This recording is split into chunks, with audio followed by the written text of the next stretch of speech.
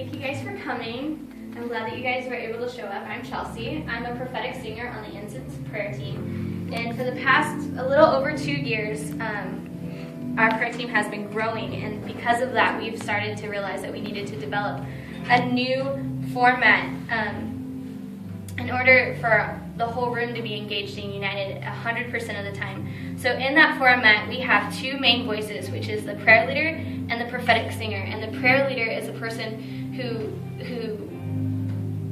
focuses the prayer and leads it. And the prophetic singers are the ones who hear and read God's voice and word and sing forth that truth. So really, we're just singing forth the truth. And I know a lot of you are here and you have wanted to be a part of the prayer team. So I want to let you know that more than likely you will either start off there or find your way there in some way of being a prophetic singer. And I know that sometimes a part of being a prophetic singer is making choruses. And a lot of times that makes people fearful and overwhelmed. But today I'm going to be sharing with you a few ways to make developing choruses simple by taking advantage of your God time, working as a team, and using scripture that is provided. So one main important thing is to make sure that you're not missing your God time. You want to make sure that you spend time with the Lord. Anna Blum says in her book, Growing as a Prophetic Singer, that you can't sing past your knowledge and understanding of God and His Word. You cannot sing what you do not know.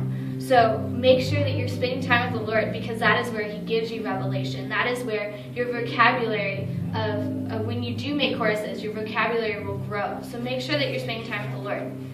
Another great thing is that don't think that it's all on you. Whenever you're on the stage making choruses, don't think that you're the only person making a chorus. Don't think that it all rests on your shoulders.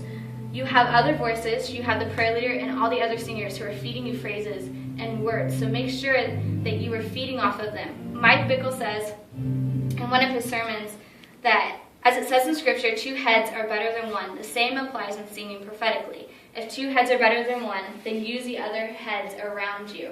It's a conversation between the team. So they're feeding you words and you're feeding them words. So make sure that you're listening and feeding off of everyone in the room.